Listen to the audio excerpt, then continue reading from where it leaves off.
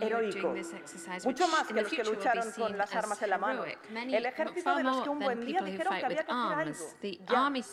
The army of the good deeds said they had to do something more to protect a mother who never complains, who has given us everything we've got, a mother that we are killing.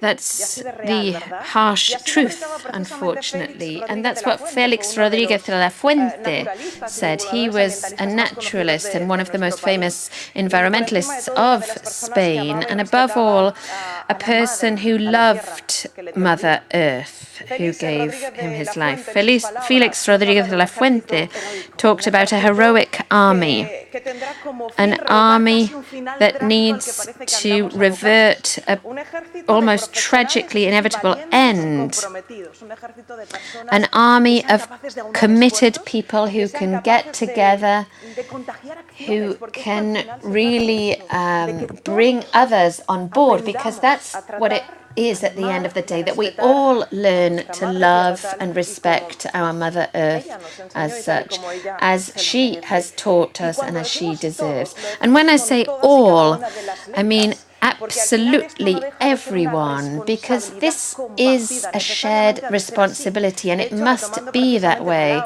And again, taking up the words of those wise people, Martin Luther King was always recalling that in fact we're all in the same boat, we're all intertwined in the same fate. And he would say that what happens to one person affects us all indirectly. And that's why what happens here in this room is so important, because it's incumbent upon us all, and we must push this forward and take it out as far as possible. Good morning, by the way, and welcome, obviously, to the 5th International Network of the Latin American Network of Solid Waste, the 5th edition of Relagres. And for the first time, this has gone beyond the borders of Latin America to come to Europe, to right here to Spain.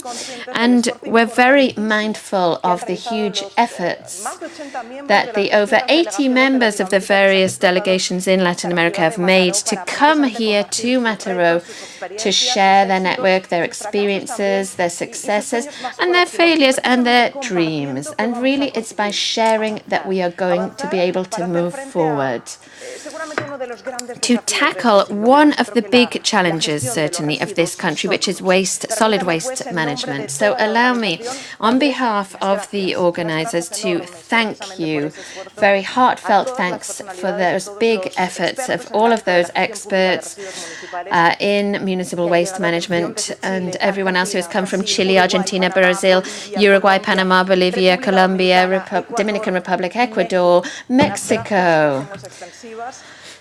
Extended thanks and a warm round of applause, please. Thank you.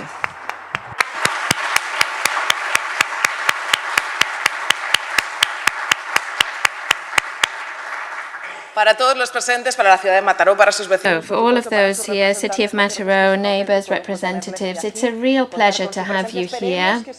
We hope that you don't just enjoy it, but it's a very useful meeting, and that you take home with you a huge amount of knowledge, a good dose of experience, and a lot of energy. And we need that energy to continue working to look after the environment. And to do that, as you've seen with your accreditation, we have before us a very intense program over the next 2 days, and you can follow it right here.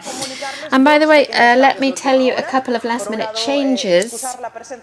Apologies from a representative of the Ministry of Agriculture, Fisheries, Food and the Environment of the Spanish government. For personal reasons, he had to stay in Madrid with his family, unfortunately. Also, Nora Padilla is unable to join us, also for urgent reasons, urgent situation in Colombia. So before giving the floor to the people who are giving the opening address, I'd like to just give you a couple of housekeeping details. There are two days of meeting. You have them here. Tomorrow we start at 9. And there are 2 parallel networking coffee tables. It's very important that you register for the one that you want to. You can do that at the table outside the Secretariat or on the website.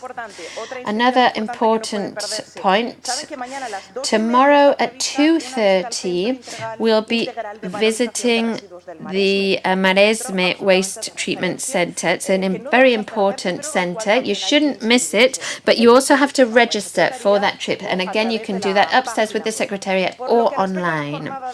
Now, as to today, there are 4 major topics, 4 major areas. We have international speakers. We really want to try and stick to our schedule. I do ask you, please, to try and be as punctual as possible. We have an hour and a half for each topic, and we really want to have time to have a bit of interaction as well. That's very important, so that we can have a bit of Q&A, a debate. And so, speakers, I do please ask you not to go over your allotted speaking time. So, 11:30 we have a coffee break. At 1:30 we have lunch. That's all just outside here in the foyer. There are no problems with languages. As you can hear, there is interpreting into English on Channel 2, also into Spanish as well on Channel 1. So we want to make sure that you understand everything that everybody understands, and also that it's disseminated absolutely as much as possible. We want to take these messages beyond this fabulous auditorium in the Techno Campus in Maresme and tell the world what is happening here and what we're going to talk about here. And we have a fabulous tool for that, the social media. So we urge you to use them, use the headlines here, and we have a hashtag for that, Relagres, hashtag Relagres 2017. Sorry. So, we do want this message to go as far as possible, and also the whole conference is going to be streamed worldwide to help us with that. So let's kick off and officially inaugurate this 5th International Relagres Seminar. And to do so, I'm firstly going to give the floor to Mr. Oscar Curuchet, Chair of Relagres and the Deputy Mayor of Montevideo.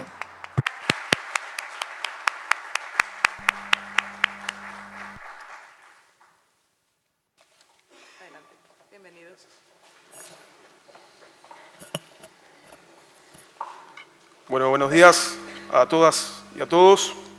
Good morning, everybody. Primero, es un enorme placer, Firstly, it's a huge pleasure en Barcelona, en particular to be here in Barcelona, and specifically in Mataró. And thank you to the Mayor and the organisers for the invitation. And thanks to all those who are participating in this event. We have people here from Latin America. All of our brothers and sisters from Latin America are here with us. And to hand over really Relagres of the last few years, and we're going to be talking about generating a change in paradigms that really repositions the construction of a society, above all looking to future generations. That's the challenge we face. We need to start looking at sustainable development and by transforming society. And that's really what we want to do, to look after the environment, thinking about what we can do jointly. And that's why we have this strategic alliance to share visits in different countries from Europe, especially we're here in Spain today, and that allows us to channel that strategic vision, which has a long-term vision but is materialized in specific actions right now to start making that change. Over the course of the debates and sessions that we've got programmed over the next 2 days, we're going to be listening to the situation in the Latin American countries and in Spain, but also the European outlook as well. We have workshops on climate change, and why not also start looking at resilience and the capacity to adapt that cities have to tackle the effects of climate change. Another aspect that's very important for us has to do with the development of a proposal, which is the circular economy and the ability to reuse, recycle, reposition, to optimize natural resources, and also to generate a new paradigm to bring about a new economy which engages cities in tackling what's going on in the world. The main paradigm change has to do with looking at each other in the eyes, recognizing policymakers, and structuring public-private partnerships to come up with proposals, associations, for example, of cities, political, regional, geopolitical partnerships that bring about change. Recently in Montevideo, we did a test, we carried out a trial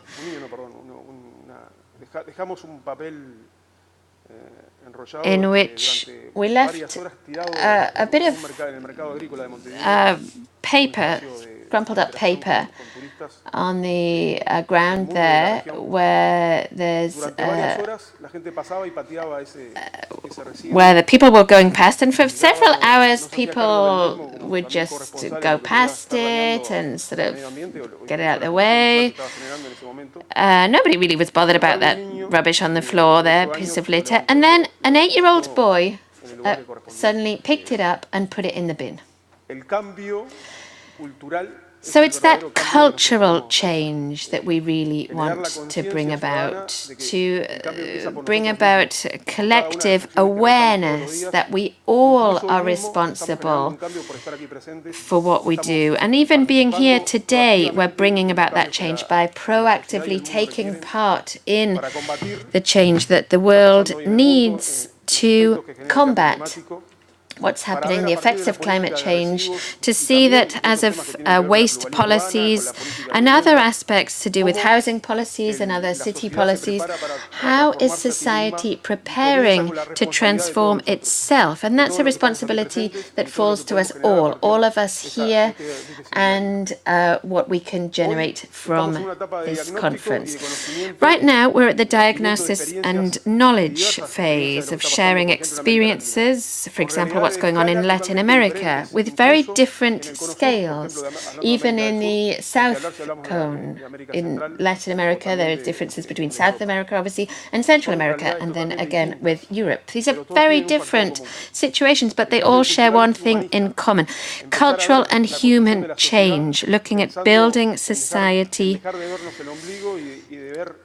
in not so much thinking just about our own little lives, but thinking about society as a whole, and moving towards solidarity in what we do, and really using the planet's resources for us all. That's the main challenge, leaving behind consumerism, selfishness that we see around the earth, and to start giving way to solidarity, to social movements, so that we can bring about the profound change that the earth needs, and specifically the environment needs, and really take ownership of public space and of what we do, our interaction with animal life, with wildlife, in a friendly way, and to bring about this collective awareness that it is possible. And we think it is possible, and that's why we invite you all to be proactive, to share your opinions and your experiences, so that we can start building the second link in the chain, which is moving from diagnosis to action. But taking our knowledge to policymakers so that in various metropolitan areas we can bring about policies and a strategic action plan that seeks to improve the conditions of the environment. So that's what we challenge you to do. And I'd like to thank Barcelona, which is a city close to my own heart. I lived here for 6 years, and my father is actually living here. So it's always a pleasure to come back to Barcelona. And thank you to the organizers and Relagres. Thank you.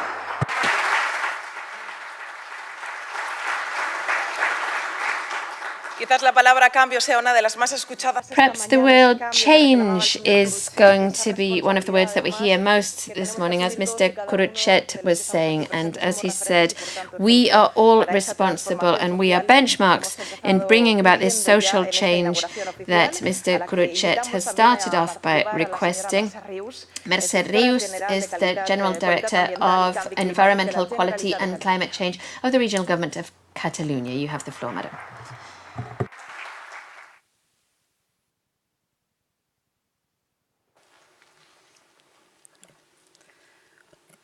Buenos días.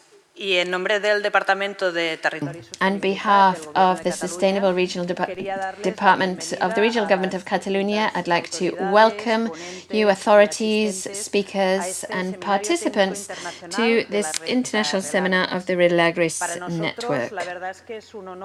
It's an honor to have this seminar here for the first time in Europe and right here in Mataró, a Catalan city, which is a benchmark, as you'll see, I think, tomorrow in the technical visit when it comes to waste treatment.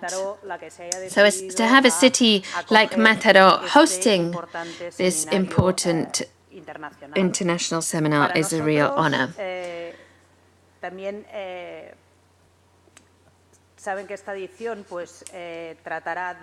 As you know, we'll be talking about the contribution of good waste management to the circular economy, the green economy or the low-carbon economy. And we'll also be talking about how waste management contributes to tackling climate change. For the Catalan government, these issues are extremely important. I'd also like to thank the organizers and the speakers for all of the work that you've carried out in helping us address how we can set up waste management which will contribute to these very important goals that we have, i.e. leaving a better planet for future generations, or at the very least preserving the planet that we have, and that's already a huge challenge. When it comes to the link between waste and climate change, I'd like to give you a figure on that from a 2012 report on greenhouse gas emissions in EU countries, in the 28 member states, which states that the role of waste management in climate change is 3%. Other studies shore this up, and we believe that this is a very low percentage. And it might seem that this low contribution to climate change effects would suggest that there's not much to do in this sector. But emissions from waste treatment is one thing. Now, if we look at this in a bit more depth, and we include prevention of waste and the circular economy in that, then the impact on reducing greenhouse gas emissions is far higher. These studies conclude that potential savings for improvement in both waste management and prevention could be 150, 200 million equivalent tons. And that is far higher than direct emissions that are what are taken to be from the waste management sector. Now, obviously, these improvements require a circular economy model based on recycling in part to reduce waste production and also reusing waste as well. So moving from the concept of waste to a concept that looks at it more as a resource. And in Catalonia, as we'll hear in some of the technical addresses that we have today and tomorrow, the circular economy, so reusing waste to minimize the impact, and even in the design stage, think about how we can improve management and curtail environmental impact.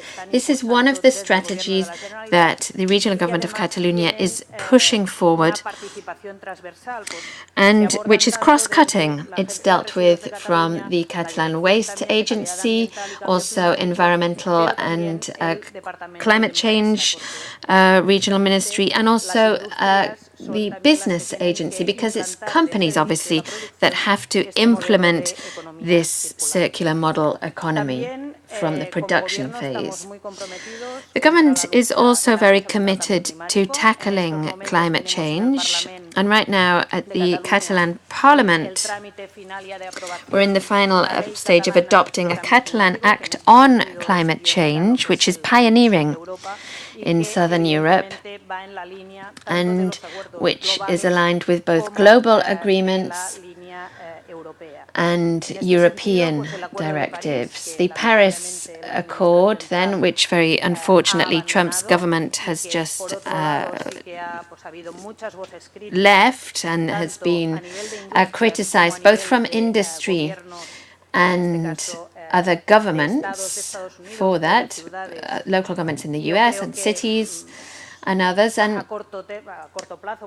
I think in the short term, this will prove to have been a strategic mistake.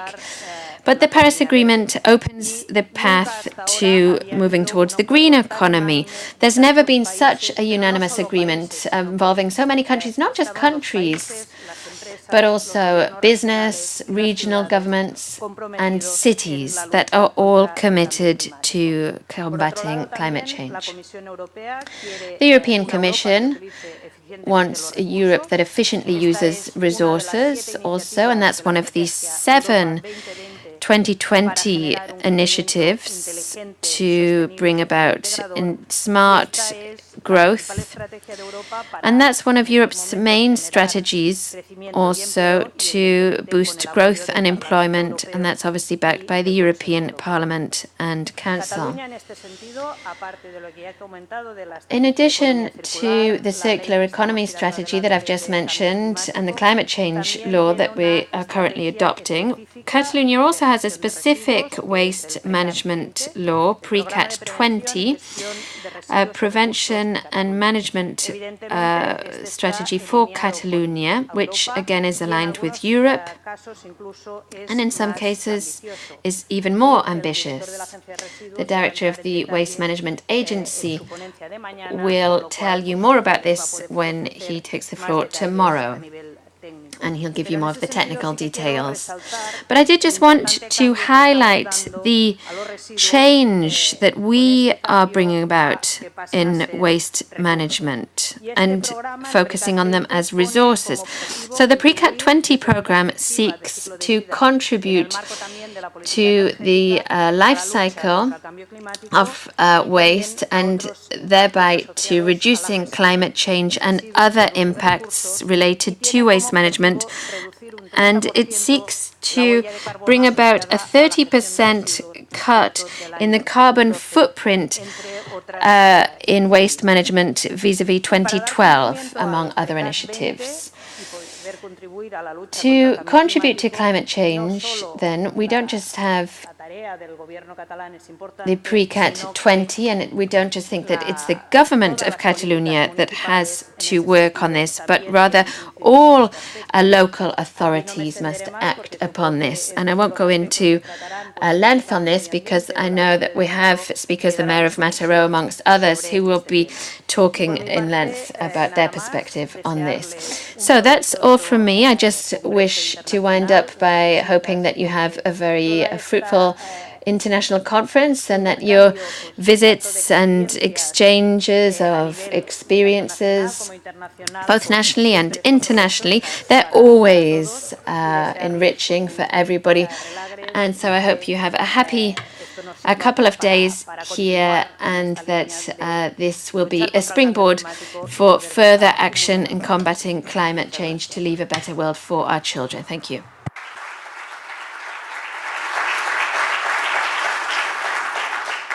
Now is time to give the floor to Mr. Valentin Junyen, who's the delegate member for Natural Spaces and the Environment of the Barcelona County Council, and he is the Mayor of Manresa. Good morning to you all. Mayor of Mataró, Director General of Climate Change of the Generalitat, Mr. Puig, the soul of this seminar, and from the time when he was a Member of Parliament for Catalonia, and everyone else who has enabled this seminar to take place. And I'm sure that it will be a great success on a technical level. We, as the County Council, have the responsibility of helping the local authorities in the sustainable management of municipal waste. And this is a responsibility of our local authorities, and we, as the supra-municipal authorities of the 312 local authorities of the County of Barcelona, are working shoulder to shoulder with them on this. The indicators of the intermunicipal circle of waste management shows that the cost of waste management is some €59 per capita per annum, and this is the fourth largest expense for our local authorities.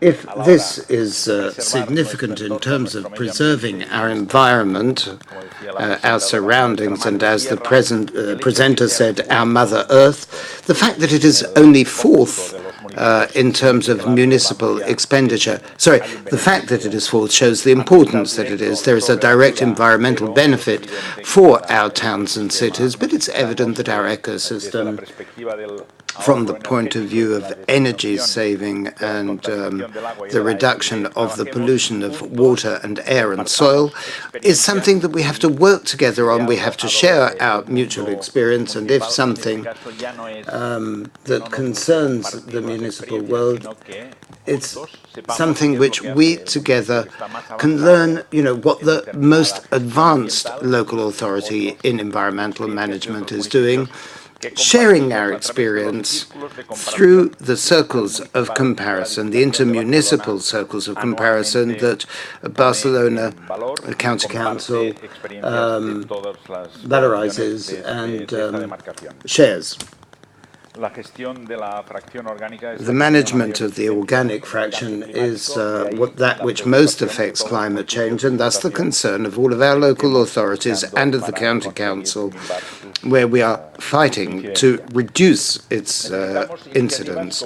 We require initiatives such as this 5th International Congress, and please let me greet the president of Relagres.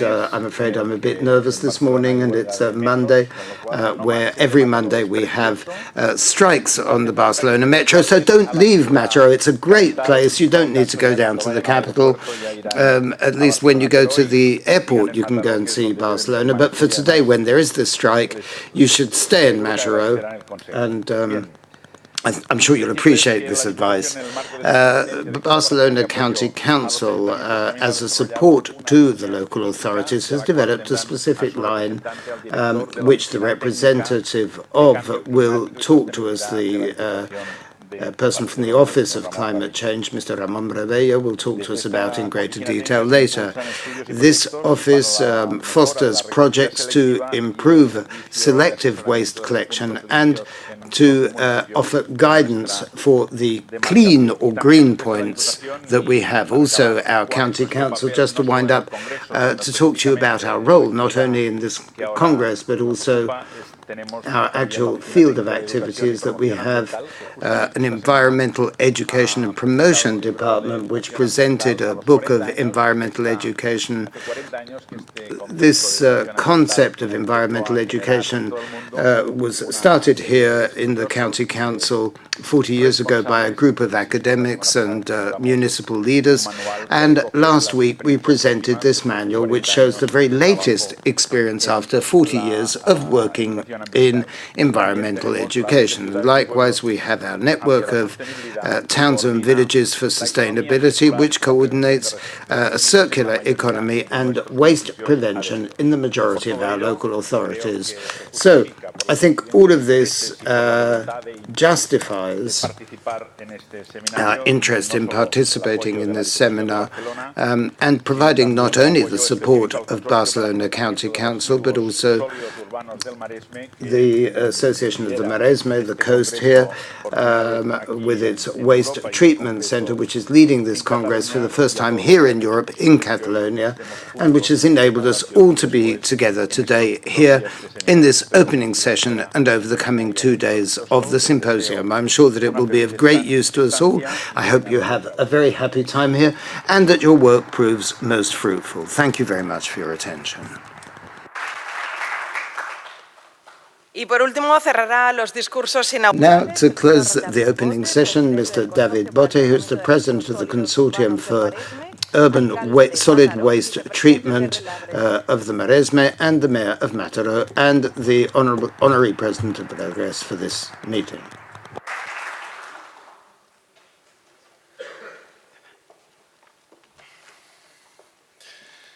Lo primero que les voy a decir es que me parece is that I'm afraid that, I did used to look like I looked in the picture, but after, a few years as Mayor of Mataró, you can see what it's done to me. First of all, after this round, I'd like to welcome you to Mataró, our city, and I would like to do it talking about something that I've been thinking of since last week. Last week, we presented something that was very important to us all, an award, which I'm sure that the Deputy Mayor of Montevideo knows very well. The memorial to Joaquin Garcia, very well-known Uruguayan painter who lived in Mataró for 2 years. Also, there are 2 people from Argentina here. I don't know if you know that Gasparera is also buried in Mataró. The author, the person, the composer of the Argentinian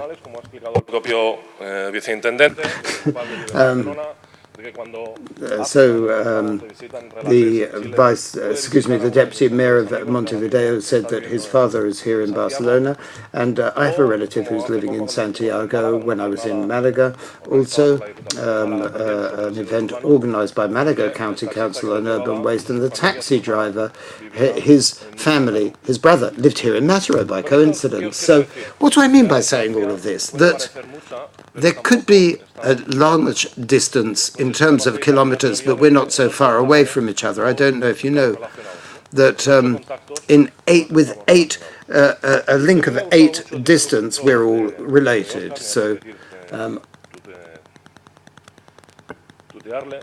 Oscar, please permit me to use the informal form of address, because in this modern world, I get the feeling that we place emphasis on that which separates us.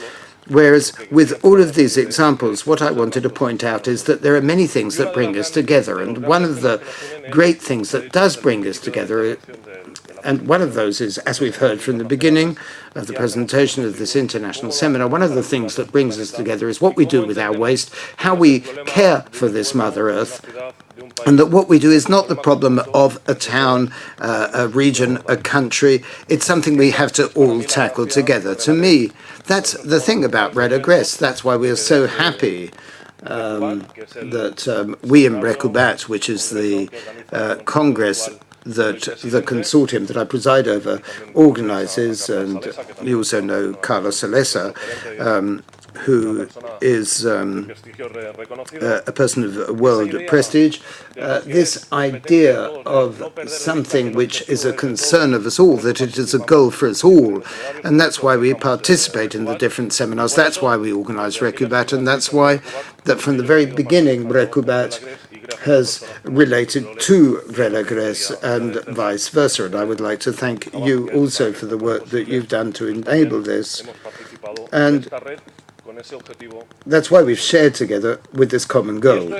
And that's what I wanted to say as president of the consortium, that we are delighted to share with you, that we are delighted that the consortium is part of Relagres, that we appreciate the fact that Relagres has decided to come all the way here. We know that our situations are different, but we know that we do share many goals and we can learn much one from the other. And please God that this example of cooperation, of sharing, is not just limited to the area of waste management, but this fraternity that many of us have generated for centuries as a principle of society extends to other fields. And of course, I need to spend a minute, because I can see that people are looking at their phones and getting bored, that I need to speak to you as Mayor of Mataró, a town which seeks to be a capital, which seeks to stand as a landmark in different areas, one of which is solid waste, urban waste management. Tomorrow, those of you that want will have the opportunity to visit our waste treatment plant, and thus we are also proud, delighted to serve as the venue for the seminar, because it is precisely our outlook, what we seek to tackle together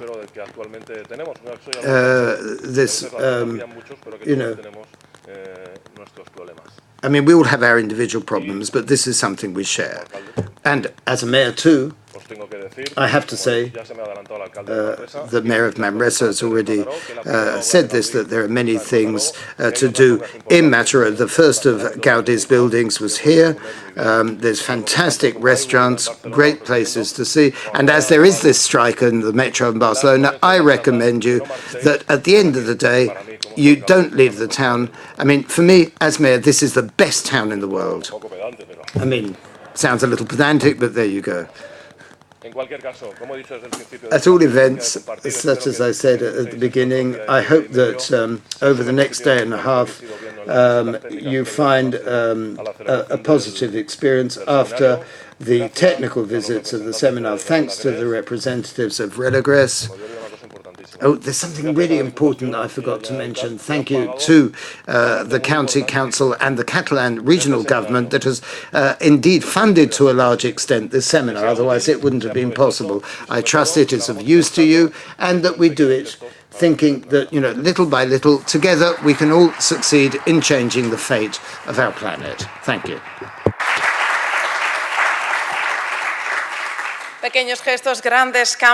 Small changes, common goal. We're hearing some of these headlines, which we can begin to share on the social networks, because we've used these different terms throughout these opening speeches, this need to share everything that happens here, because it is a common goal, a common project, a common situation that we're all tackling. Ladies and gentlemen, now it's time to get down to work, because we do have a challenge, a major challenge today. We'll hear from major speakers. So we're going to look at the three main challenges that we're facing and to see if we can turn around the situation we find ourselves immersed in, change the goal of the sustainable management of waste, which is going to contribute to sustainable development and slow global warming. So the first thing, very important, diagnosis, an exhaustive diagnosis of what is out there, the different realities that we are facing, in order to delimit these great challenges and find the possible solutions. So we're going to start with our first speakers. And in this first block, we're going to hear first from Mr. Attilio Savino. He is the ex-secretary of the Ministry of Health, of the Environment, Sustainable Development of Argentina, ex-chair and Latin American representative of ISVA, the largest waste management organization in the world. Mr. Savino is going to talk to us about the enormous challenges there are for the protection of health and the environment through the application of waste management systems which are sustainable. So I'm going to leave you in the hands of Mr. Attilio Savino.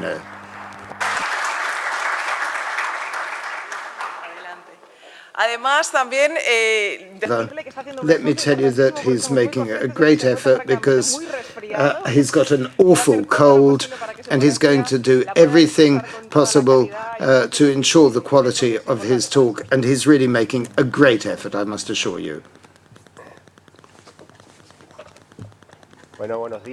Well, good morning. It's a delight to be here. Authorities, friends from Relagres, Oscar, Jaime, Carlos, Antonio, the people from Mataró, Mr. Mayor. It's a great pleasure to be back here in Spain, particularly in this well-loved city. As you said, we're starting the wheels turning now, so as has been said previously, we're going to try to paint a picture of the world situation, and I'm going to use the opening talk of our presenter when she used the metaphor of the army, and carrying on with this metaphor, each and every one of us have a battle to fight. Using the words of JFK, John Fitzgerald Kennedy, in his inaugural speech, when he called for each and every citizen of the US, he said, what can you give to benefit your country? So the question is, what can we all give, each and every one of us, to seek the solutions which are increasingly urgently required, increasingly imperiously required. So I'm going to turn things round. I'm going to start by anticipating the end of my talk, because I believe that it's an eloquent summary of one of the great problems we're facing. So please, I'm going to just show you a 2-minute video, please. Could you put the video up for me, please?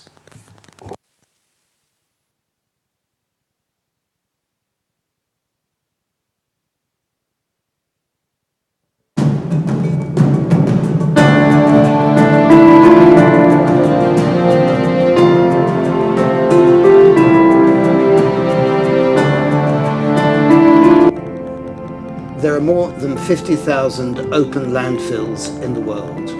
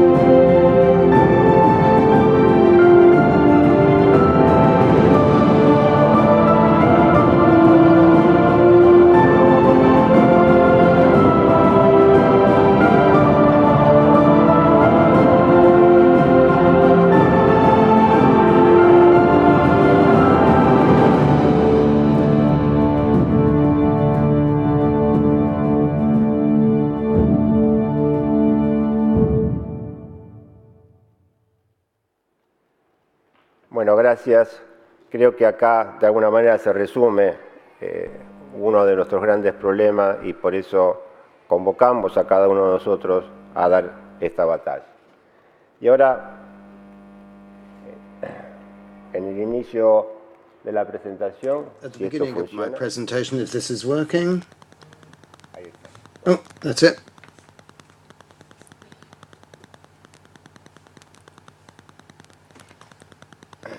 Toda mi presentación está basada Okay, all of my presentation is based on a publication that ISWA brought out together with the UN Environment and was presented at the end of 2015,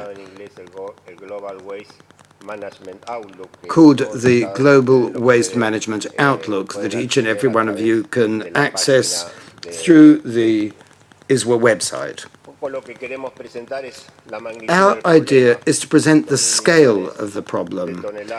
2,000 million tons per year of municipal waste, some 300 million in in urban solid waste.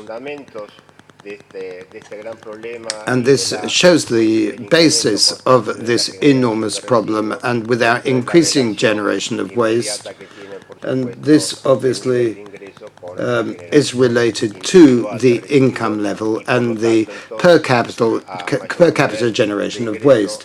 The higher income is, the greater the generation of solid waste.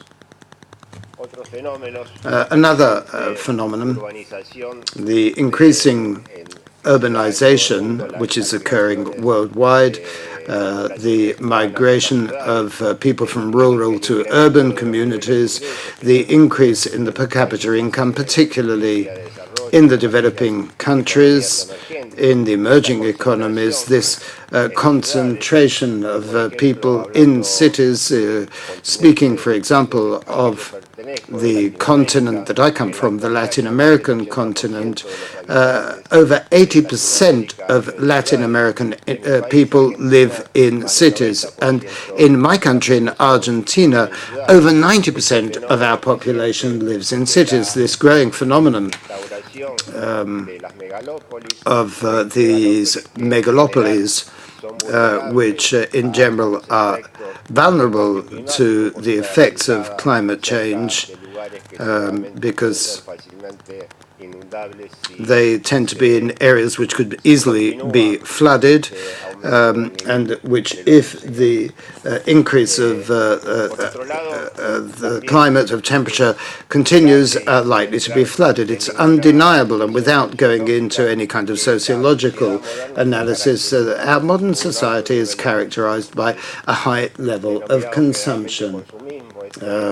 We are a consumer society, not only to consume to satisfy our basic needs, but to make consumption part of our society. McKinsey carried out a survey, an important survey, not only on the scale of consumption, but also on the speed of it, the number of people that are gaining access to material goods. This study shows how much time went by before 50 million people could access a given good. So 30 years for these people, 38 years for them to have a radio, 13 to have a TV, 3 to obtain access to internet, 1 year, so that more than 50 million people were on Facebook, and 8 months before the same number of people were on Twitter. This is an eloquent discourse on what is happening with the digital age and how each era has its specificity in terms of the currents of waste generation. Proof of the flow of waste, particularly that of electrical and electronic devices. In Latin America, by 2025, we expect to see an increase in such waste of over 60%. Now, let's speak directly of the basic circumstances that characterize waste management. And this is of how we satisfactorily collect this waste. And if in the developed country there's been a significant increase in this, the goal would be for 100% of waste to be collected. This is closely related to issues of public health. But just to give you a specific example, in Latin America, which is a subcontinent in which waste collection achieves significant levels. Over 93% of waste is collected, and this means that we are on a similar level to the developed countries.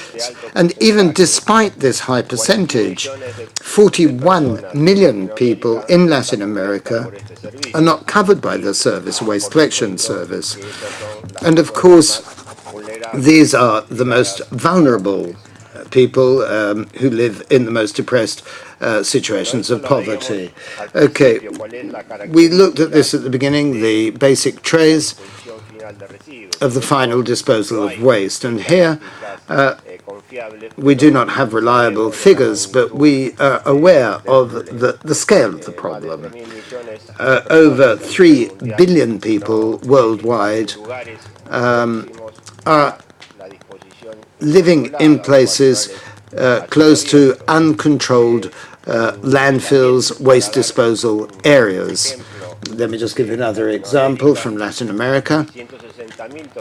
160 million tons per day inadequately disposed of, meaning that 150 million people are exposed to the consequences of this. And that's why it is a battle for us all to fight. Obviously, all of this has a consequence. The most immediate consequence is the health and environmental risks involved. The contamination of the soil, but also of flora and fauna, are a consequence of uncontrolled dumping of waste. The cost of inaction is at least between 5 and 10 times greater than an adequate waste management service would cost. So all of this has a financial cost, and this is obviously one of the trays that should be a focus of concern for us, how to finance such systems. And this is something which in the developing world is one of the great problems, to the extent to which waste management is not considered as a public service and not seen as being something that each of us should finance.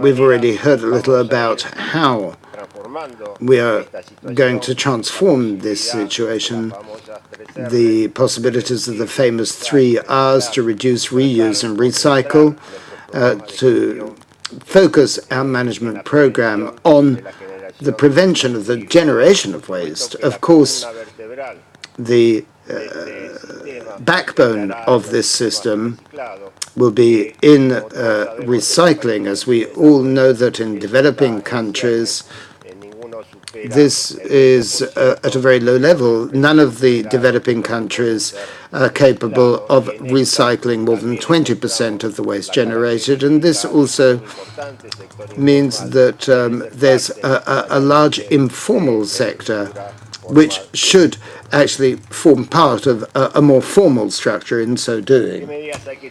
What measures should be taken? What are the solutions? To focus now, straight away, on generating adequate solutions for management to tend to develop adequate sites for the final disposal, to extend waste collection services to cover 100% of the population. On the other hand, to control hazardous waste. This is one of the features of our modern world. The transfer of manufacturing facilities to the developing countries means that these countries are now generating such hazardous waste, but unfortunately do not have adequate waste treatment plants to deal with them, and where, on the other hand, oftentimes they need to export such hazardous waste with all of the issues, for example, which are related to the Bâle Convention on the transport of hazardous waste. The change of paradigm that Oscar was talking about is to go into a circular economy which could be summed up in the concept that we represent or copy a biological organism, creating an industrial organism where each product is designed to have a second life as a raw material, and thus contribute to reducing the pressure on our natural resources, to generate less greenhouse gas, and also to see the possibility of energy generation. Obviously, we need to focus on preventing the generation of waste. We need to establish adequate recycling systems, but at the same time to have the courage to know that recycling is limited. And let's remember what the second law of thermodynamics says, that the permanent generation of entropy is that there's not the possibility of 100% recycling, and so we need to establish different goals amounts for each waste current, being aware of how to treat differently each of the products, what their composition is, and to understand from the outset what the options are for the processing of the different hazardous waste generated, when unavoidably we have to design a final waste disposal site. It should be used to capture biogas for energy production, because otherwise all we're going to do is negatively impact climate change, meaning that the decomposition is going to generate methane, which we all are aware of is more polluting than carbon dioxide.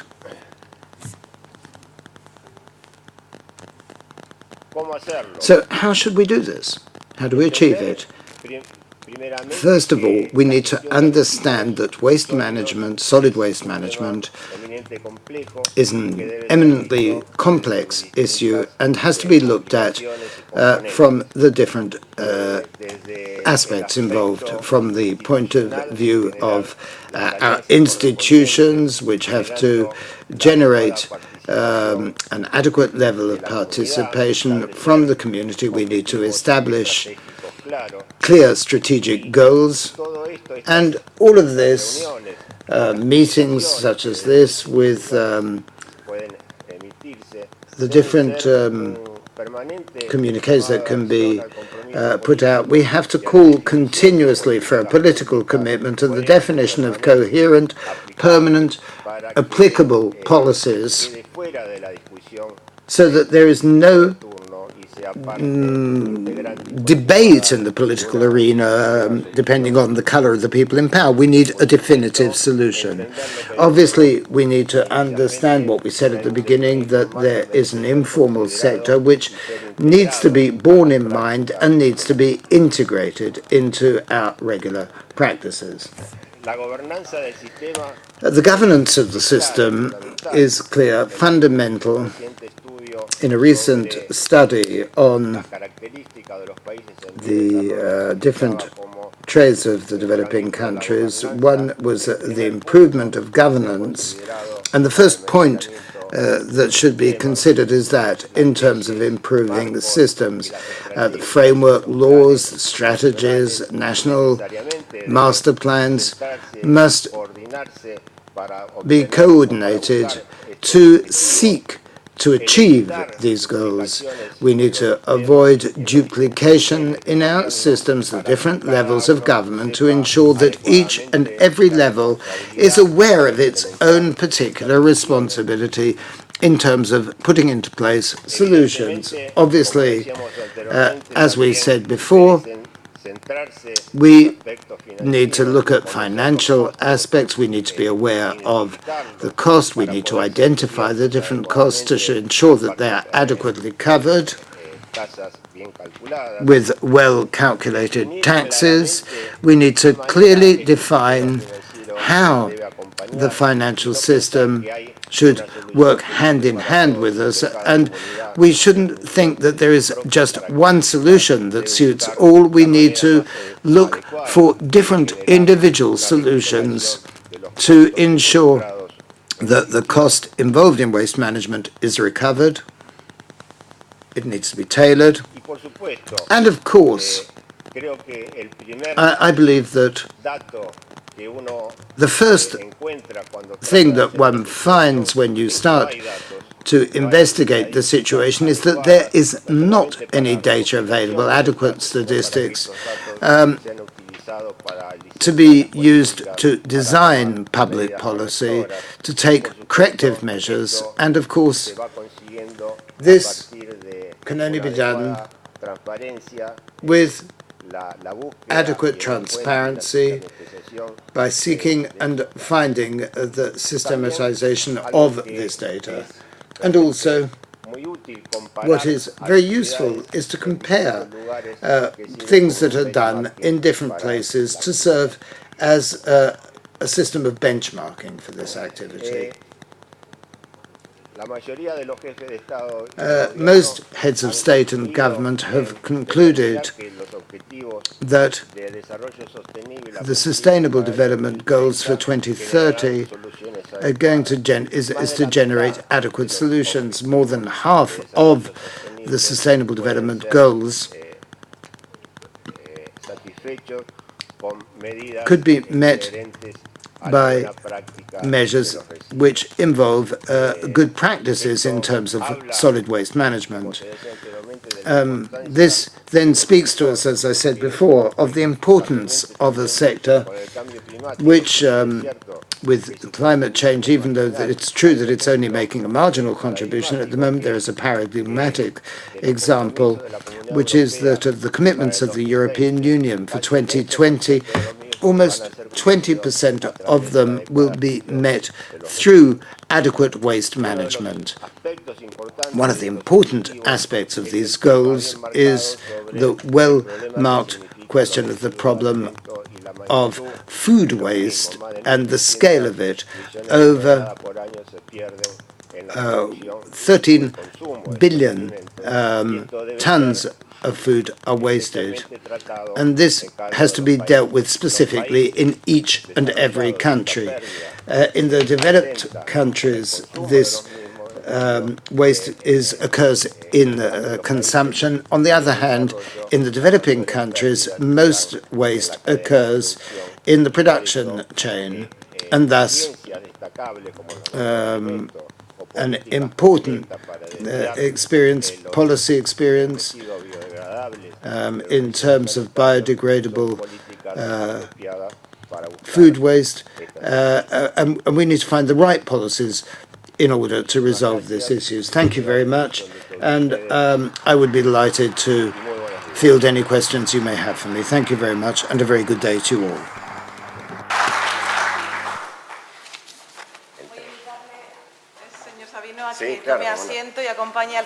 Okay, so Mr. Sabino, would you like to take a seat? We're going to try and be as quick as possible because we're already running late. It's a bit difficult.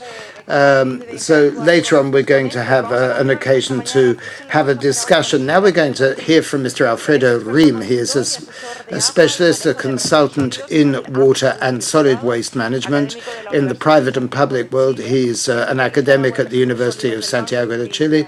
He also works together with the Inter-American Development Bank and as a government consultant in terms of the development of Latin America and the Caribbean, which is part of the Inter-American Development Bank. He's going to talk about the priorities of the bank through its development priorities. So, Mr. Rim, the floor is yours, sir.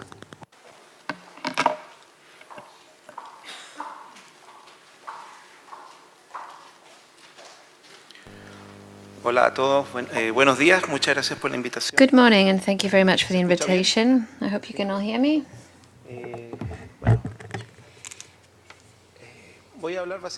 So, I'm going to talk about the solid waste situation in Latin America.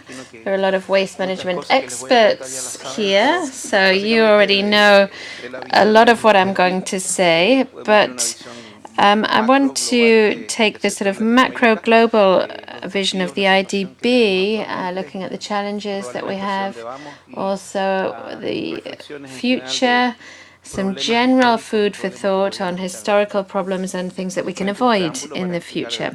So, a little introduction. I'm from Chile. I'm a civil engineer. I've always been a waste management expert. I've always worked in Chile. Until a few years ago, I went to Washington.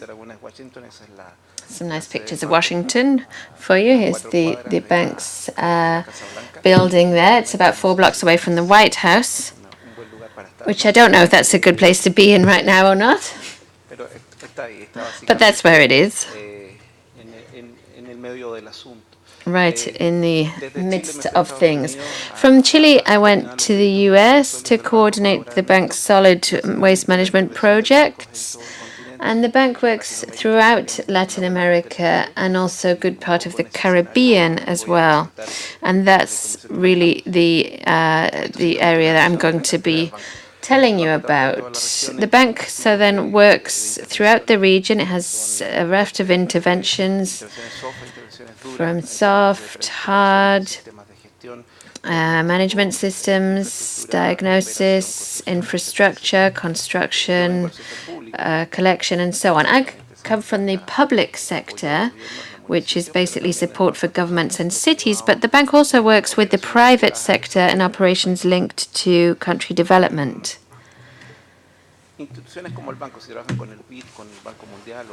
the IDBs, World Bank, and other multilateral body solutions aren't a sort of one size fits all, saying this is the best technology or this is the best way to do things, but rather they're more holistic and seek the most adequate solution for each specific situation.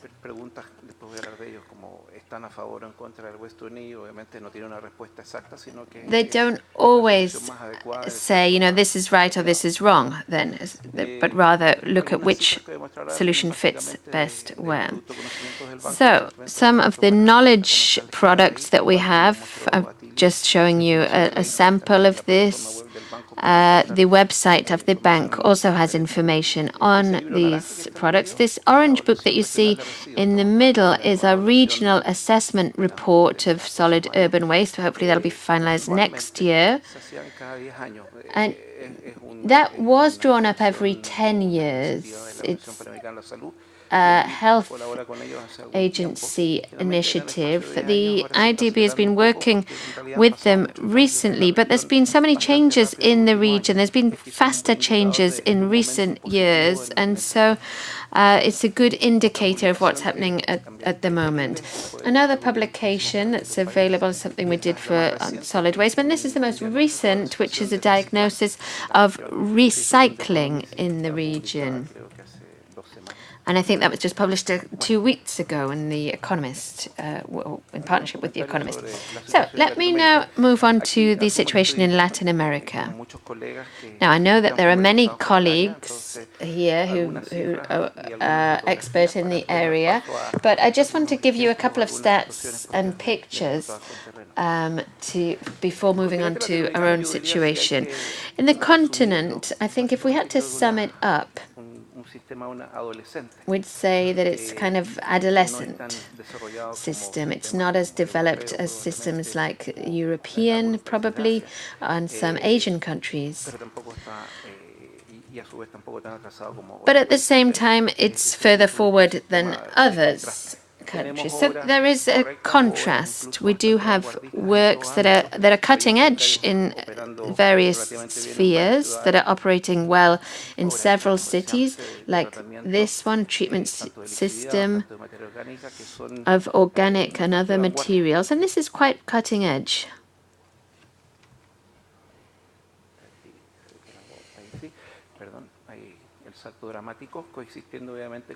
And then you have that at the same time as a situation like this, which unfortunately many of you are seeing in your own countries. We have quite technical systems and some sophisticated ones, and then we also have simple systems which are also optimized from the point of view of the health perspective.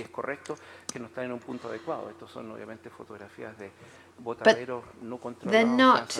Here you see uncontrolled dumps, informal recycling systems, and Attilio's video was very clear on that. And obviously in Latin America, unlike Europe, recycling is very much linked to the informal sector. There's about 4 million, more or less, very approximately, estimated to work in recycling sector. And there are also more extreme systems, which I'm going to show you. I'm going to come back to. This is Haiti. A circular economy systems also, where from some point of view it's perfect and others it's very complicated. On the more positive side, there are also initiatives and progress being made in waste management, though. Not necessarily just from the logistical or transport of waste side, but recovery of waste. And what we're seeing in the circular economy, focusing more on prevention. This is a center in Argentina. This is in Buenos Aires. You can see these smart containers, which give you different options and visions on where we might move forward in the future with participation of population as well. Now, recent changes in legislation particularly, as I said before, we've got declaration systems. There are networks in Chile, in Argentina, an observatory is being created. So there are things going on which would suggest that there's a positive movement in this regard. Because of basically overflow in many places, cities have grown, they're now sprawling, and waste is a serious issue that cannot be avoided. We must tackle it. And we need to go beyond an initial, simple, quick fix solution to more planning. And this is where we have planned and comprehensive management of solid waste coming in. Some figures, I hope I don't offend anyone with these figures, but I think they will coincide more or less with the figures that you have. But this is what we have in per capita waste generation. Some say it's around 1 kilo per inhabitant per year. Some say 0.6, 0.9. Waste collection, figures aren't all bad, even compared to the rest of the world. You've got the 89.9% with world average of 73.6%. But what we're now moving through is to separate waste collection, and that's still low. Real systems, however, are lacking. We've got separate waste collection, which is just starting, and coverage of final disposal service has improved a lot, but still has a long way to go. We don't just want to have a final disposal system, but rather to have a system that's a sort of minimum baseline. When we've got that, then anything else on top of that will always be an improvement. So this is the frequency of waste collection broken down by cities and places.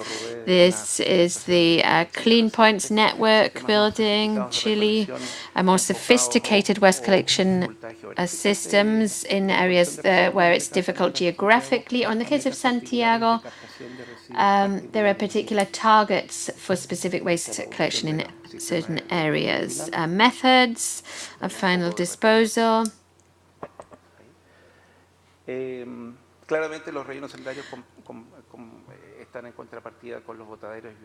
Obviously, central landfill is in counterpart to controlled dump sites. Here you've got distribution in other parts of Latin America.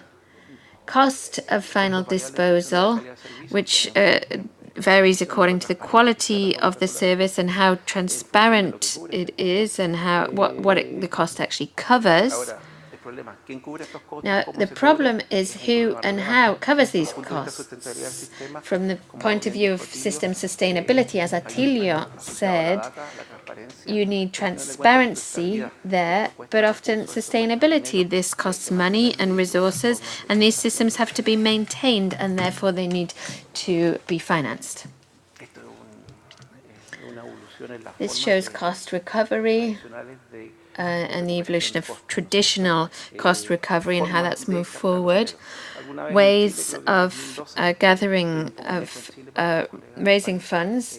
In Chile, I remember going back quite a while, we did an analysis of how much was raised and how much was actually taken, or the potential funds was X, which actually wasn't enough to cover the cost of the system.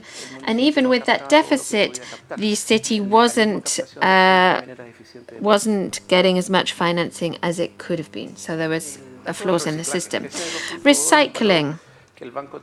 Now, the bank has these figures from official sources. We thought there was quite a bit more recycling actually going on. The issue is basically on how information is quantified and presented and the formal and informal parts of the system. And they often overlap with other flows.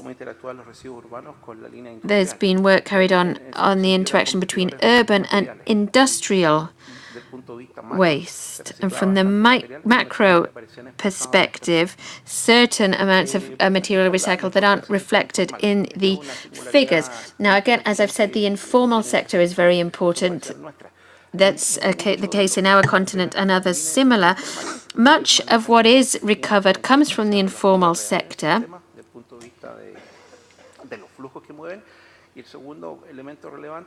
And the second important point is that they also handle information. They're probably, these informal waste collectors are probably the best sources of information on what is actually going on. This shows you cities' development in terms of recycling. We've got cities that have better regulations, better investment, and better systems. You can see it's not a judgment, it's just an empirical reflection of the actual situation. This, in terms of energy in solid waste management, in the region, if we talk about biogas recovery, we then have to talk about energies and differential energy flows. We've got different breakdowns, incinerators, plasma and other systems.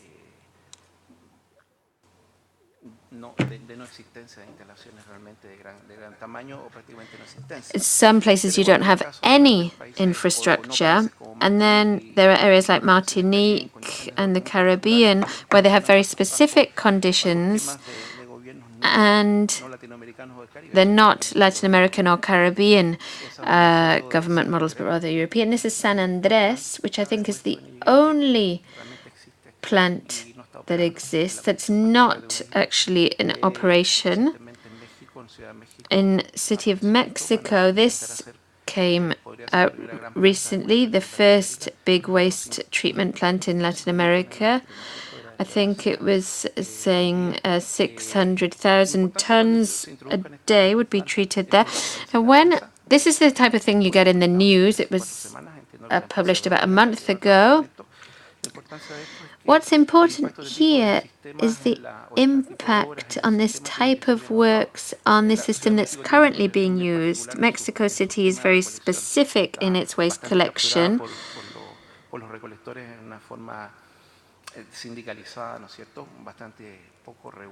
It's not exactly regular, the system. Payment is practically by tips almost. And then you get a plant like this built, which will have an impact on the city and on other systems that work in the city.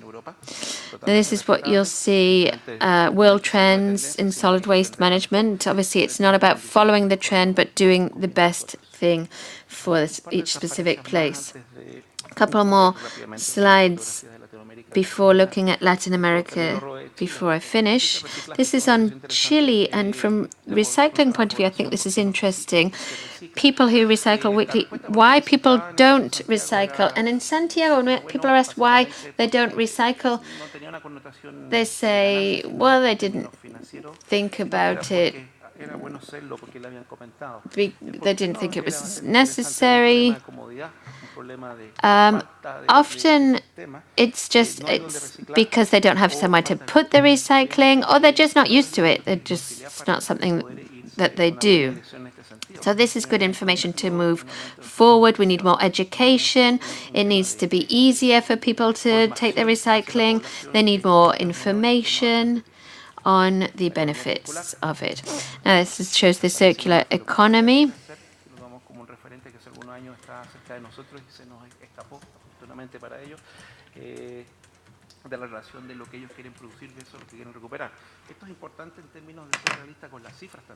Now, this is important when it comes to the figures. Political discourse sometimes puts figures that aren't always realistic, and this shows what we can actually achieve. Other flows, hazardous waste, industrial waste, hospital waste, obviously those are important as well. Not always linked to urban waste, but are within cities sometimes. So, 5 or 6 minutes just to show you some photos and give some food for thought. I'm not a photographer, but I've been told this is a very good photo, and it certainly is quite dramatic. These are informal recyclers in Puerto Príncipe, Port-au-Prince. Just as some things that we've seen from the bank. They're not all our operations, but I'd also like to make some reflections on other aspects. In Chalapa, in Mexico, they've got a good system, a collection system. It's all good. It's quite balanced. They got financing and they managed to make improvements. From the bank's point of view, this is good. The bank is working on this. And the bank is fortunate to be able to intervene, which often it's just a recovery, what the bank does. This was an optimization and it was difficult in that sense. But what's important is the progress this makes. When they have a basic issue that's more or less resolved, a place to dump rubbish, they start building these using other means, not necessarily using the sexiest technology, but useful technology. Biodigesters, here's what you have. And you can see here at the bottom how the system works. Another important scheme in Mexico, which we'd see across Latin America, is how to optimize a system, how to group together with others. In Mexico, they have operator bodies, which are known here as consortiums, and basically they group together different cities to manage waste management together.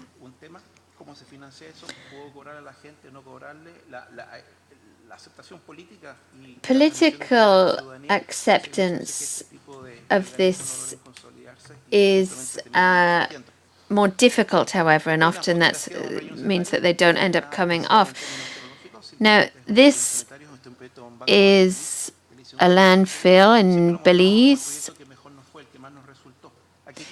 I'm just showing this because what happened was a technically committed unit achieved the right result. It was quite a fragile system there in Belize, and they don't charge for waste collection. It's almost bankrupt, the system, and it's quite fragile. And basically, we brought up this cost recovery system.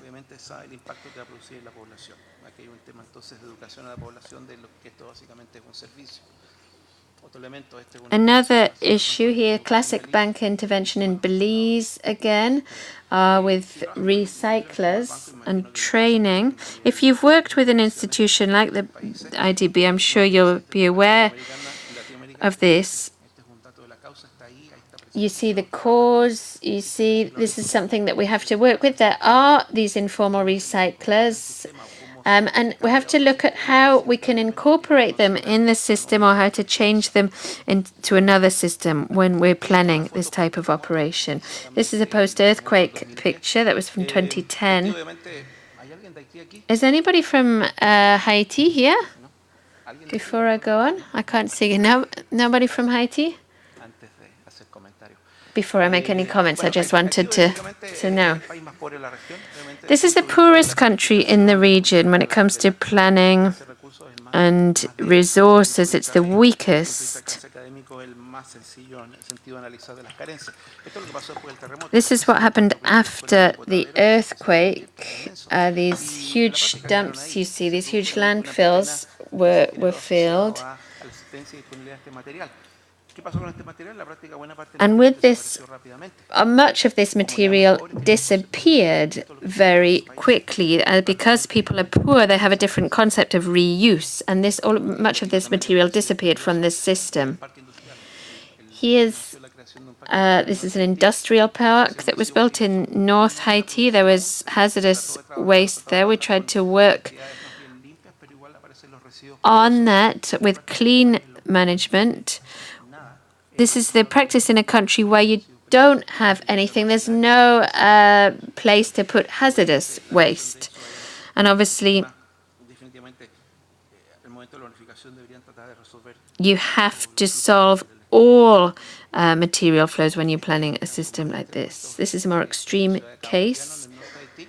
This is in northern Haiti. It's the second biggest city. And what you see there is a mangrove there, right overlapping with landfill. The official population figures aren't known, so it's estimated to be 80,000 to 100,000. But what you're seeing is this overlap with the mangrove and landfill, and that's causing a huge problem to solve. Now, this is an interesting photo, something I added, and I'm drawing to a close in a moment. This is a drone. What we didn't, as I said, we don't know the population figure, so we tried to calculate population using this drone. So I use this as an example. There are a series of remote technologies, or remote information gathering technologies that we can use to improve operations in the future. This is the photo that I showed you at the start. It's coming back to the landfill. It's not a very elegant solution, but it does work. And they don't have very much rubbish because houses don't throw away much rubbish. Very poor people reuse materials far more than we do, and we're millionaires compared to them. And what you see is those little pigs that go eating up all of the organic waste that there is, any left over. And people who live there recycle everything else. With the rest of rubbish, a machine comes and compacts it, and then they use it for building. People can build housing. So actually, the system works very well. Inherently, there's something sort of wrong with it, but it is balanced. A colleague from the bank did a study saying that about 50 to 20% of the city's GDP comes from this. The bank is taking a conventional approach to this with sanitary landfill. Is that the right answer, though? That's a more complex question. Now, in Haiti, you don't have a capacity to maintain system. There isn't public collection. There isn't a plant, and they accumulate materials and they pile up. This is an extreme case, but it does happen in other countries. Often, equipment, giving countries equipment poses a problem in itself. It then has to be maintained and repaired, and they can't necessarily do that. Here you've got cost recovery systems there. They realized that people wouldn't follow this model, however, because of customs and capacity. With this circular economy isn't exclusive. In Jamaica and other Caribbean countries, you've got similar systems. This is the entry into Georgetown, and there's about 5 or 6 full blocks of animals there in the city, and what goes out of there goes straight into the water. In Brazil, they say they've got the biggest landfill site, or the second biggest landfill site in the world. It's Brasilia here. What's interesting of Brazil, just to show technology, you've got a landfill side by side with, they have a national waste act, and they're reinforcing treatment. You've got composting system on the green side working. They have also other things that are interesting for you to have on your radar, maybe landfill reclamation, which is and urban mining is also very important there. In technological terms, we've got a landfill that competes with these. We've got the two systems coexisting side by side, and they're experimenting with drone monitoring here. So you've got kind of online, real-time information. You don't have to carry out traditional visits, but rather you have ongoing monitoring of the system. Another problem in cities is access to collection points. This is El Salvador. They're planning mechanisms to solve access using carts. And also you have these green points where people can leave things that can be recycled, and they're looking at how that will help. In Bolivia, it's not just a waste management problem. You've got solid waste, different types of waste. You've got a basin here, so it's a very cross-cutting issue that we're working on. Guyana.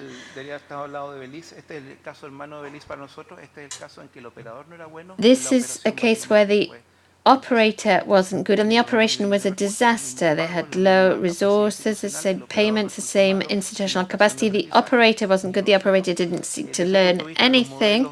So it's sort of next door to Belize. But if you have city councils that want to operate a system, if you have the right technical capacity, and you have to look at whether those operators are going to be able to deal with them. Ecuador, you've got different types of municipal association. They work when they have clear legal system. You've got in Ecuador different systems working, and that's obviously going to complicate the whole matter. Galapagos, just to show you this, another type of material, marine litter and plastic debris, that's obviously very relevant, and that's a plankton that eats plastic. We eat the fish that eats the plankton, we're therefore eating plastic. Use of materials, that's a challenge. We can't stigmatize plastic. Of course, it has its pros, but it also has its cons. But I think the most important lesson here is that the impact of waste isn't always clear. In Washington, you see in rainwater collection shows that the rainwater goes onto the floor, and if you throw waste in one place, you don't necessarily know that it's going to damage an animal further down the line in the sea. Colombian model, I know we'll be talking about that tomorrow. It's very interesting to follow, especially in terms of cooperatives and recyclable bags in Bogota. Argentina, probably one of the most developed countries, and certainly Buenos Aires, with separate waste collection, dry fractions and wet fractions. Obviously, they've had teething problems as well there.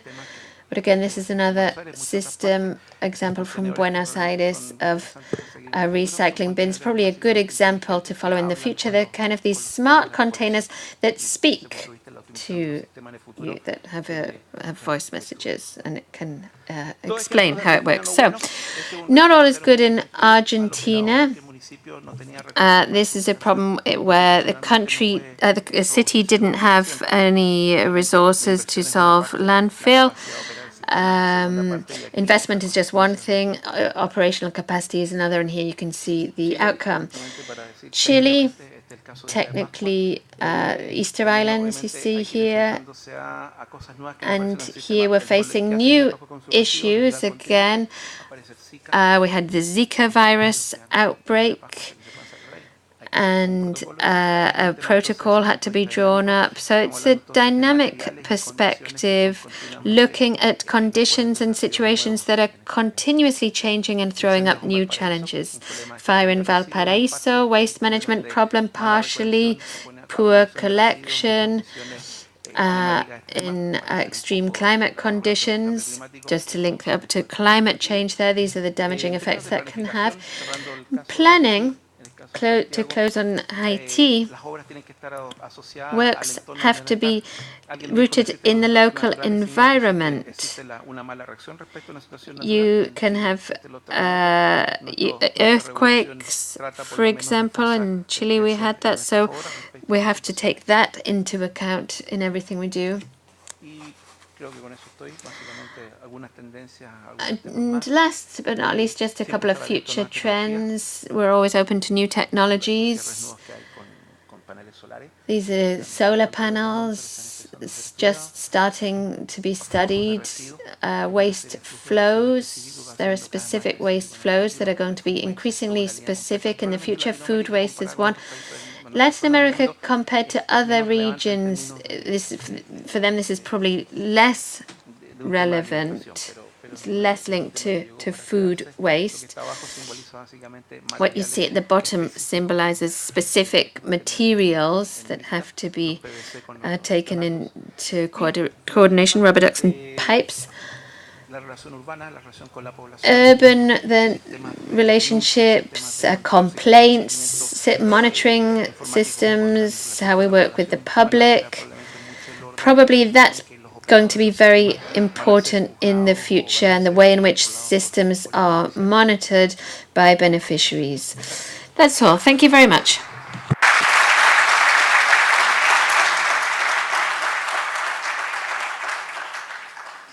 Gracias, señor Rim. Very much, Mr. Rim. Now I'm going to insist, please, on trying to stick as closely as possible to your time because we are running a little late. It's important for us to keep to our time. So we're going to close this first block with Mr. Julius Langendorf.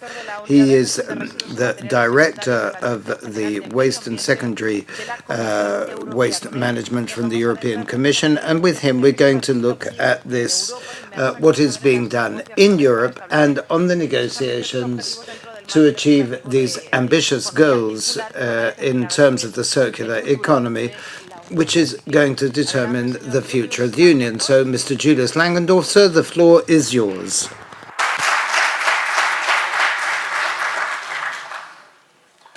Muchas gracias y buenos días. Les voy a obligar a hacer un poco de deporte, coger auriculares.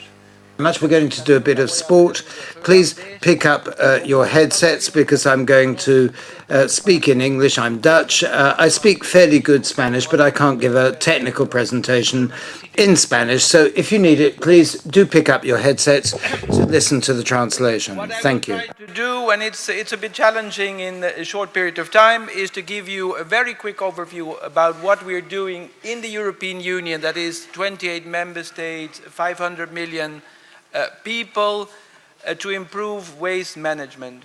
And of course, for the Latin American colleagues in the room, we don't have the notion that all of this can be copied one-to-one to another continent, to Latin America, but I think there are lessons to be learned from the experiences that we have made in Europe over the past 40 years, because the first EU-wide legislation on waste, and this is legislation that is binding on all the 28 member states, dates from 1975. So there's a long experience. What I wanted to do is give you a very quick flavor, nothing more, of the Circular Economy Action Plan that we're currently implementing at the European level. And then to say a few words about the European waste legislation, its main objectives, and also the way it's implemented in the 28 member states.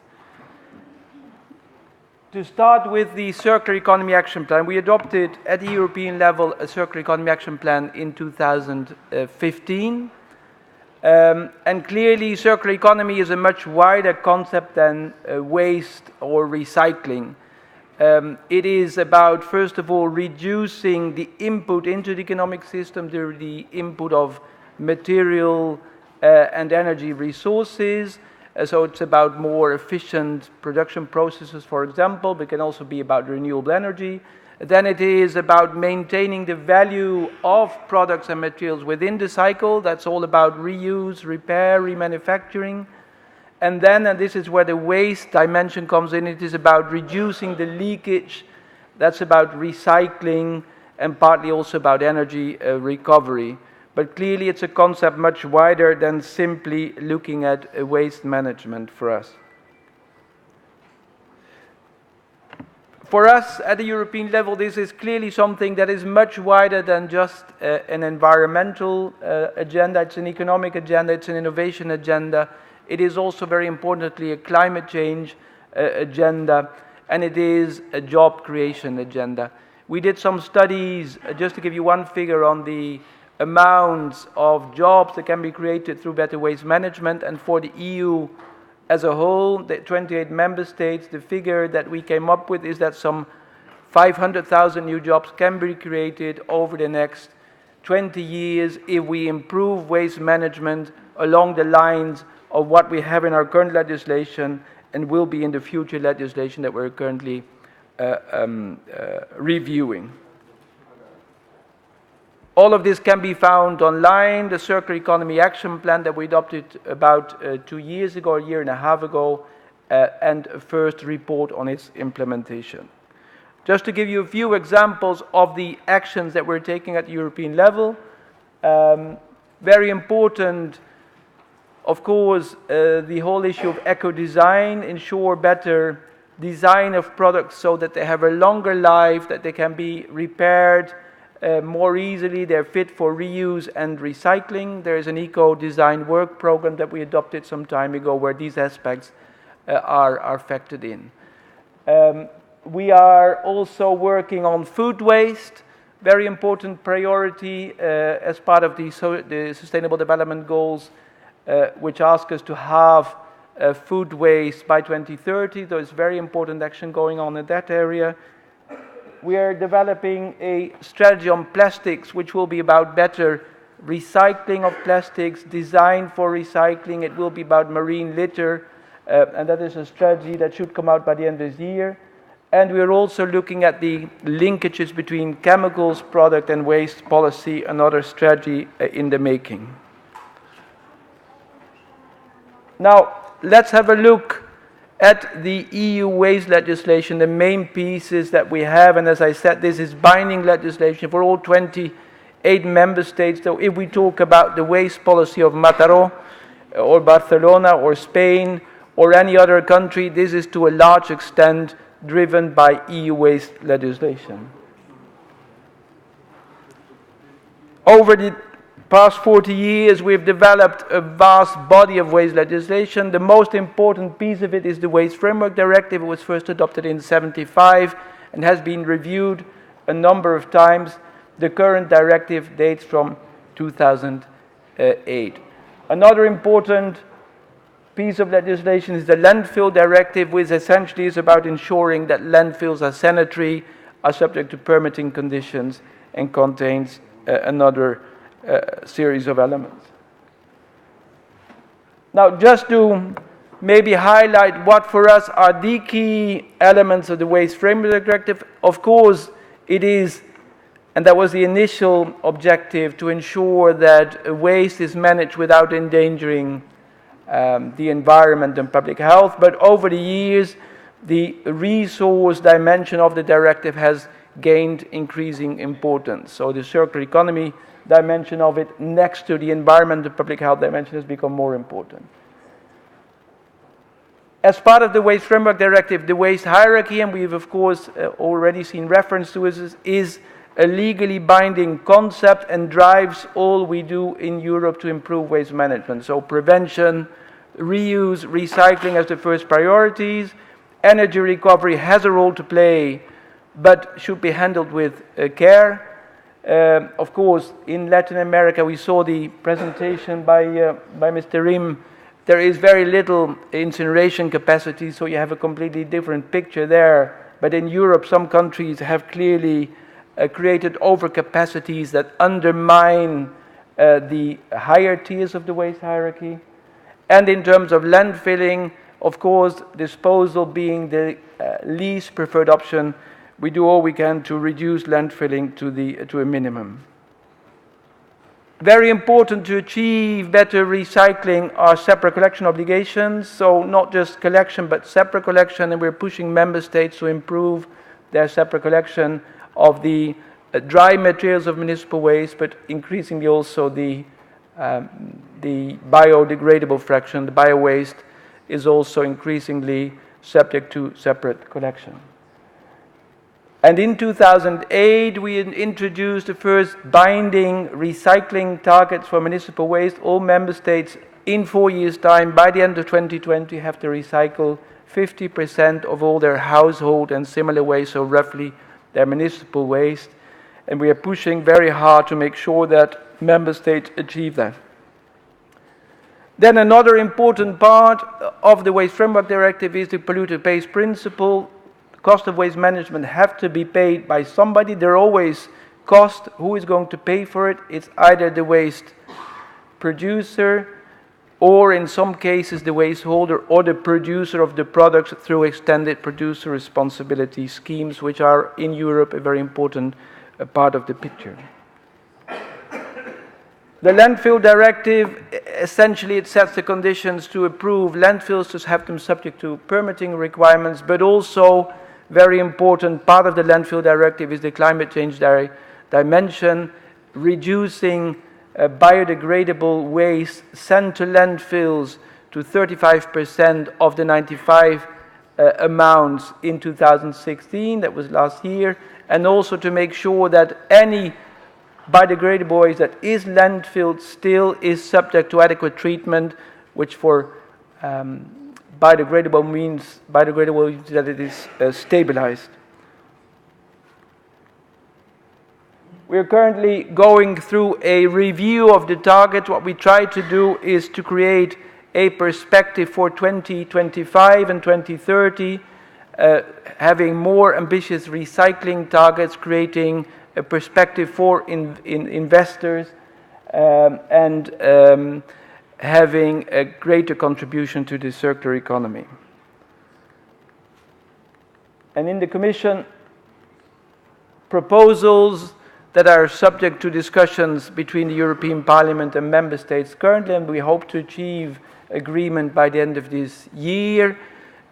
We propose that in 2030 all Member States should recycle 65% of their municipal waste and reduce landfilling of that waste to a maximum of 10% again in 2030. These are quite ambitious objectives for a number of member states, for others less so, but there are quite big differences in Europe, and some member states, of course, are telling us that this is too ambitious, this will come at too high cost, but this is the discussion that we're currently having. Also, as part of that proposals, and something that is very important for us, is the use of economic instruments, use incineration, landfill taxes to move waste to the higher steps in the waste hierarchy, use, where possible, pay-as-you-throw schemes so that consumers pay according to the residual waste that they produce, and also use extended producer responsibility schemes where producers pay fees for the amounts of products they put on the market, for example, packaging.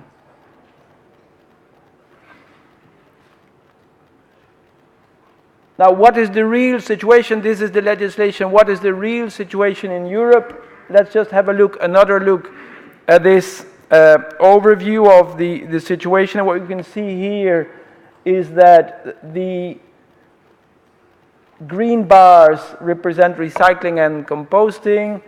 You see that a number of member states, Germany, Austria, but also Slovenia, Belgium, Netherlands, have recycling rates already well above 50%, but at the same time they have quite high incineration rates. At the other side, there are member states that still landfill 80-90% of all their waste, have hardly any recycling, and some of those countries have a little bit of waste incineration. If you look at Spain in the middle, recycling rate is some 33%, I think, but still more than half the waste in Spain is landfilled. So clearly there is still, for countries like Spain, a long way to go to achieve the 50% recycling by 2020, and certainly to move beyond that in the period up to 2030. Now, part of the job of the European Commission is to improve implementation on the ground. We do that in some cases by taking legal action against member states, going to European Court of Justice. For example, in the case of illegal landfills, where there really is a very acute problem of environmental and public health, but in many cases also through policy advice and dialogue. And the type of recommendation, I think these are recommendations that are certainly also useful for the Latin American colleagues in the room, that we make. I've tried to summarize. Of course, we make tailor-made recommendations for individual member states, but if you look at the overall picture, of course, the importance of waste management plans that are based on facts and figures. That's an important part, national, regional and local. Step up efforts to promote waste prevention. There's quite a wide divergence within the European Union, with member states producing some 700 kilos of municipal waste per capita per annum and others only 250, the lowest. So there clearly is, there's a lot to learn from the better practices, but it's also often related to economic growth. Improve, and that's really the cornerstone of what we do, improve separate collection of the dry fraction, but also, as I said, increasingly of bio-waste, and make use of economic instruments, without which we feel none of this can be achieved. Make sure that fees are used to finance waste infrastructure, use landfill taxes, incineration taxes, use pay-as-you-throw schemes, and make use of extended producer responsibility schemes. An important part of our efforts is also to make sure that where European funds are available for waste infrastructure, they are used in the smartest way and with a forward-looking strategy. What we've seen in the past is that a lot of landfilling capacity was financed, a lot of mechanical biological treatment capacity was financed, but these are models based on unsorted waste, residual waste, whereas, of course, in an ideal situation, much more would be invested in separate collection of waste, sorting, recycling facilities, reuse and prevention. So that is another struggle that we have with member states, to make sure that they do not go for the easier solutions, but think long term and go for the smarter solutions that will deliver in the long term. Now, if you look around, and I think, again, this is useful to the extent you have time to look at these, there are many good practices in the European Union, not just in the north, but also in other parts. I've just listed a few of those examples. Ljubljana, Slovenia, is one of the new member states, joined 10 years ago, has achieved, in terms of the capitals in the European Union, the best separate collection among those capitals. So in a relatively short period of time, they have been able to move to very successful separate collection. The Walloon region in the south of Belgium has very good experiences with use of economic instruments. Parts of Italy, not just the rural areas, but also major urban conglomerations. Milano has very good bio-waste collection and treatment systems. It's often said that high recycling rates, good separate collection, come with high costs. There are examples, again, in Italy, in the north of Italy, that shows that if cleverly designed, you can combine high recycling rates, good separate collection with low fees. That province of Treviso has the lowest fees in the entire country in Italy. So that clearly shows that if you design your system cleverly, it can be done, and high recycling rates can be achieved at a lower cost. The issue of the mechanical biological treatment, which of course is needed, but it serves only the non-sorted, the indifferentiated waste. And in some countries, the experience has been that there has been an overcapacity. This undermines separate collection, produces low-quality compost, and this is something where France has concluded that there will be no more public support for the creation of additional MBT capacity. Another lesson that I think is also relevant for other countries. And debates in a number of member states about the optimal capacity for incineration. Many member states in the north have overcapacities, incinerate still half of their municipal waste, which clearly is not compatible with recycling rates that are above 60%. So in those member states, but also other member states that are considering extending their incineration capacity, we tell them that they should be cautious and learn from the mistakes made in other member states.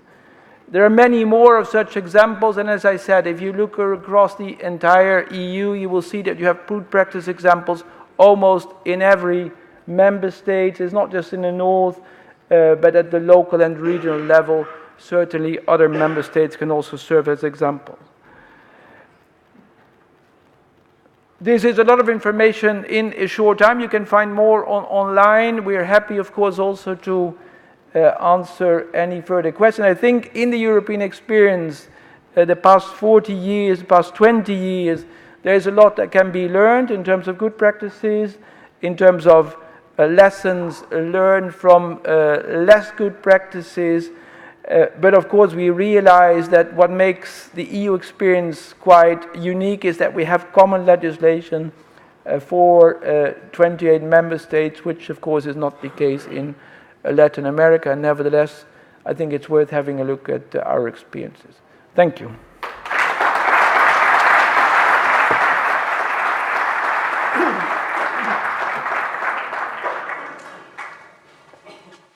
Muchísimas gracias, Julius Langerdorf, Atilio Sabino, el señor Alfredo Rin.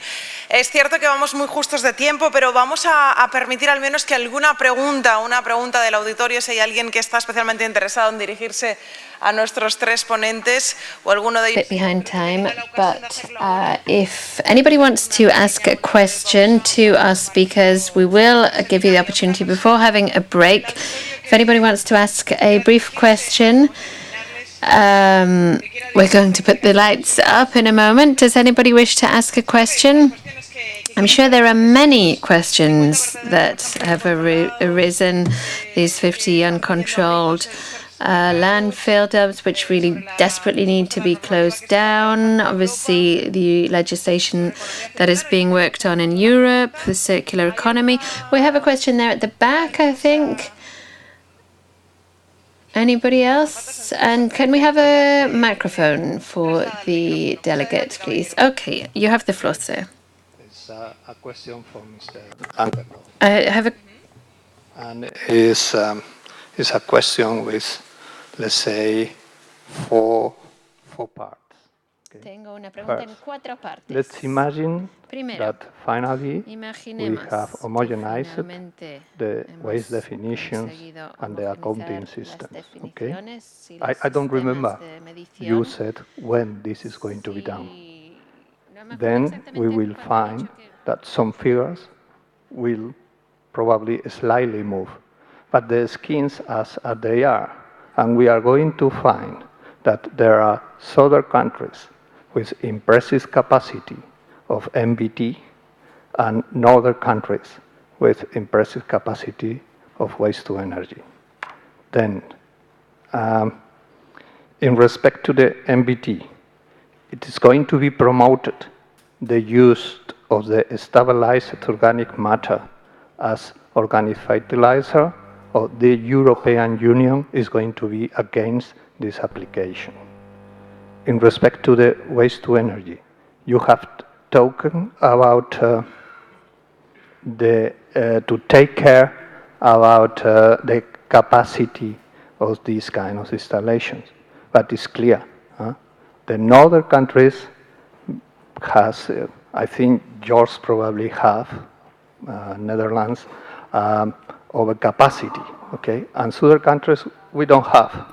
So it's going to be promoted the transfer of waste from southern countries to northern countries, or is going to be promoted that every country should have, let's say, solution in the vicinity. And the final question is about tax. You have talked about taxation of landfilling and incineration. When you are talking about incineration taxes, are you thinking in purely incineration? Is a disposal operation denied in the European directive? Or are you talking also in waste to energy? And in this case, this taxation should be at the same level that landfills, or it could be in a lower level that is higher in the hierarchy.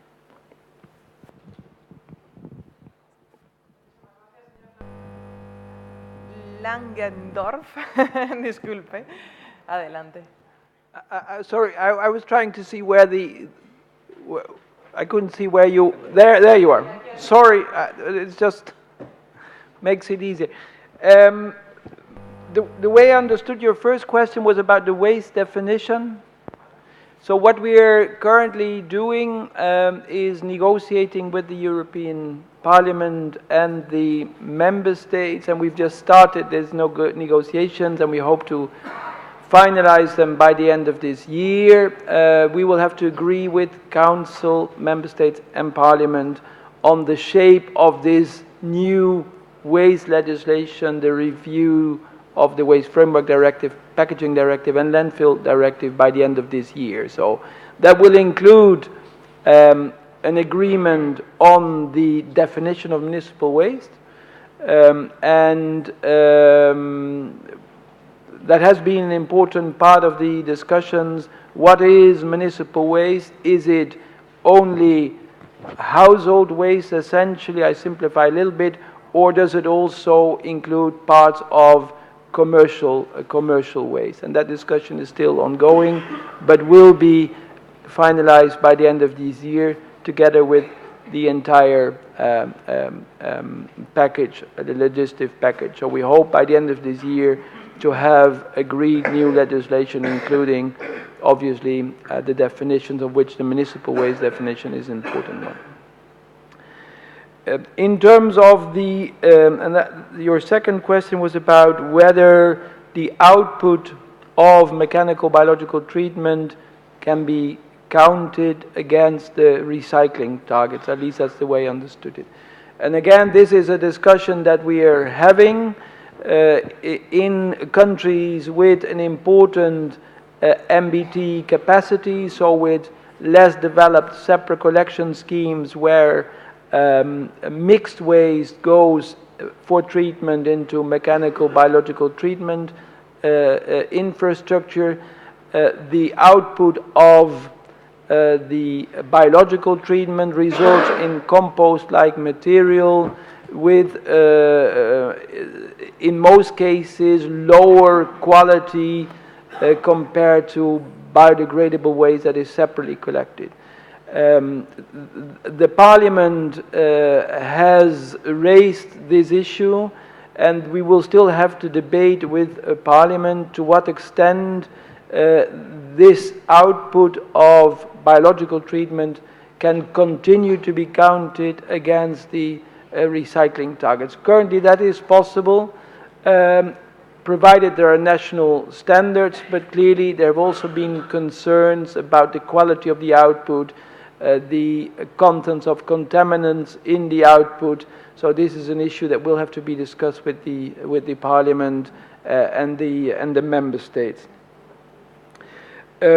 In terms of whether the transfer of waste to other member states will be promoted or allowed, and let's just focus on the issue of waste incineration. In our waste to energy communication that we published in January this year, so where we give guidance to member states about how to go about their waste to energy capacity planning, essentially, and the way in which countries with overcapacity should address those overcapacities, countries that are planning further incineration capacity should go about that. We are saying that in some cases it may be perfectly legitimate to rely on capacities in neighboring countries. So that in your planning, do I want to extend expensive incineration capacity, look at potential overcapacities in neighboring countries. Take the example of the Baltics. We're having quite extensive discussions with countries like Lithuania, whether or not they should build a third incinerator or not, and then it's perfectly legitimate to see whether in the same region, Estonia has extensive incineration capacity, there would not be an opportunity, a possibility to ship some of that waste for incineration in a neighboring country, in this case Estonia. I'm not saying it's possible, but these are clearly elements that should be taken into account. It happens between the Netherlands and the UK. It happens between Germany and UK. We think that these are things that should be looked at when you decide about further investments in waste incinerators. So we're certainly not against that as such. We think that it should be looked at. Whether this should be done from Greece to Sweden on a long-term basis, that is another matter. That may not be the right approach. If there are very long distances, then clearly there are questions about the overall environmental impacts of the operation. But in some cases it can make sense. In terms of the taxation of landfilling and incineration, in the end, of course, this is for member states to decide. This is not something taxation that is decided at the European Union level, but clearly when we talk about applying the waste hierarchy, that would also mean that taxation is, the levels of taxation are set in function of the waste hierarchy. It would also, of course, include taxation on waste to energy with energy recovery, simply because recycling, preparation for reuse, prevention are higher in the waste hierarchy. So the fact that waste to energy provides energy, heat and power does not mean that there should not be any taxation on it, but the waste hierarchy should always be applied in terms of deciding on the level of taxation. I think that's the answer I would give. Thank you. Thank you very much, señor Mr. Langendorf. Ahora sí, vamos a cerrar, a dar por cerrado este. So, I think we can bring this first axis to a close. We've looked at the world situation in Latin America and Europe. We have the diagnosis, context and challenges, and we will be doing that after just a short coffee break, which will be served just outside in the foyer there. Please, just let's have 20 minutes and be back sharp in 20 minutes to continue with the second part of this day. Thank you.